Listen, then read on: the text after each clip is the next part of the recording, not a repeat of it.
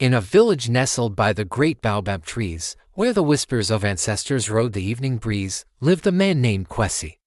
Kwesi was strong, his arms thick from tilling the land, and his spirit was as fiery as the midday sun. But Kwesi had a flaw, a dangerous one. He was filled with a pride that knew no bounds. He believed his strength and courage were unmatched, not just among men, but even among the spirits that roamed the unseen world.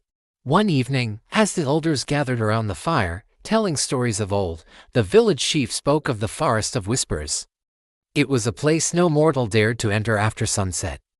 It was said that the spirits of the land held their court there, their power immense and their temperament unpredictable. Any who trespassed would either lose their mind or their life.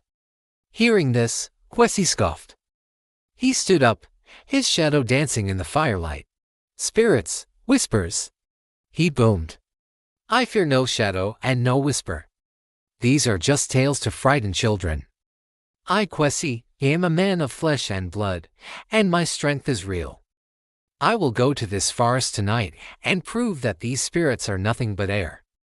The elders gasped. The chief warned him, "Kwesi, pride is a foolish companion. Do not mistake courage for arrogance. The spirits are ancient and powerful. They demand respect, not challenges." But Kwesi's ears were closed to wisdom. He grabbed his sharpest machete and a torch, and with a defiant look, he marched towards the dreaded Forest of Whispers as darkness fell. The entrance to the forest was marked by ancient, twisted trees that looked like gnarled hands reaching for the sky. As soon as Kwesi stepped past them, the familiar sounds of the village faded, replaced by an unnerving silence. The air grew cold, and his torch flame flickered as if a ghostly breath had passed over it.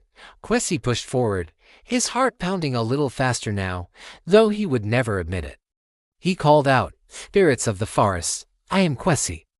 I have heard you are powerful. Come out and face me. Show me this great power you supposedly possess." His voice echoed, but the only answer was a faint rustling in the leaves, a sound that seemed to come from everywhere and nowhere at once. He laughed, a nervous, hollow sound, "See? Nothing but wind and leaves." He walked deeper, his machete slicing through vines. Suddenly, a soft, melodious humming filled the air. It was beautiful, enchanting, and it seemed to pull him towards a clearing ahead.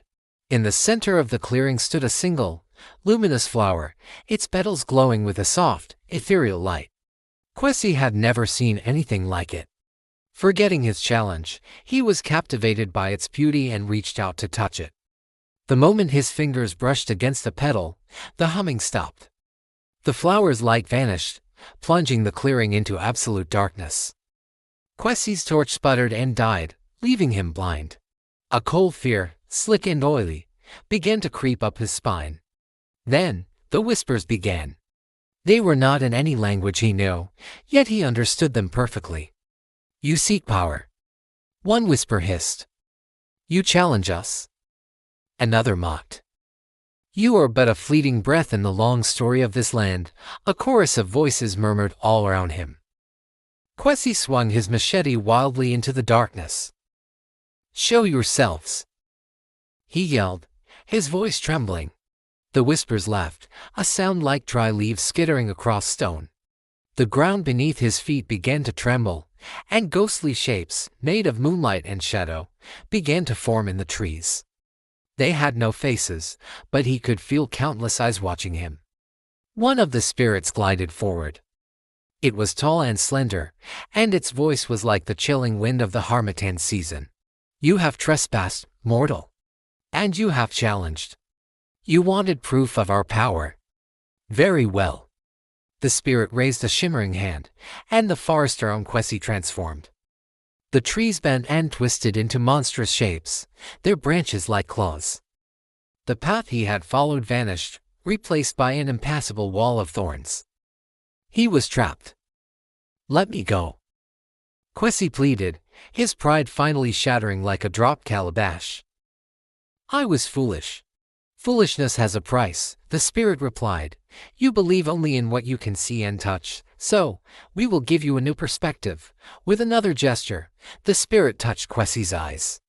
Instantly, Quessie's world dissolved into a kaleidoscope of swirling colors and incomprehensible forms.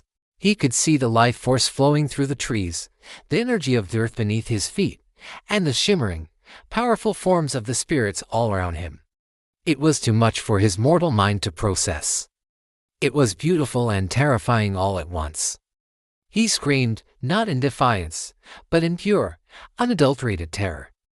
He fell to his knees, clutching his head as his mind reeled from the overwhelming sensory input. He now saw the world as the spirits did, a complex web of energy and life that he had so arrogantly dismissed.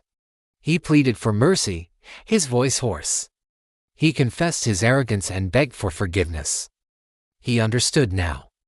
His strength was nothing compared to the ancient, elemental forces that governed the world.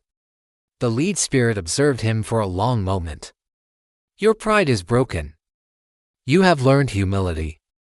That is a lesson worth learning, mortal. With a final, gentle touch, the spirit returned Quessie's sight to normal. The monstrous trees became ordinary trees again. The wall of thorns became a simple path. His torch, lying on the ground, suddenly burst back into flame. The clearing was empty, silent once more. Quessie scrambled to his feet and ran.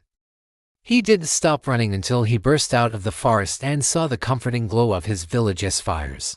He collapsed at the edge of the village, exhausted and shaking. When he finally stumbled back to the gathering, the elders looked at him.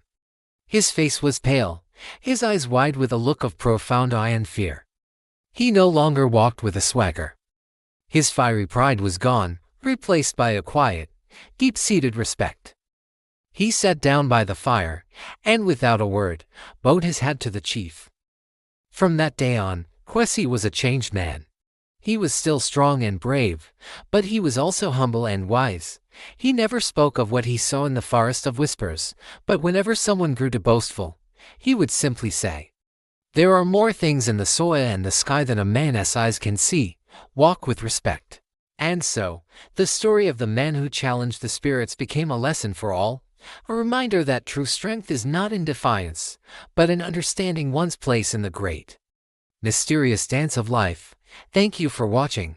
If you enjoyed this story, please like, share, and subscribe for more tales from around the world.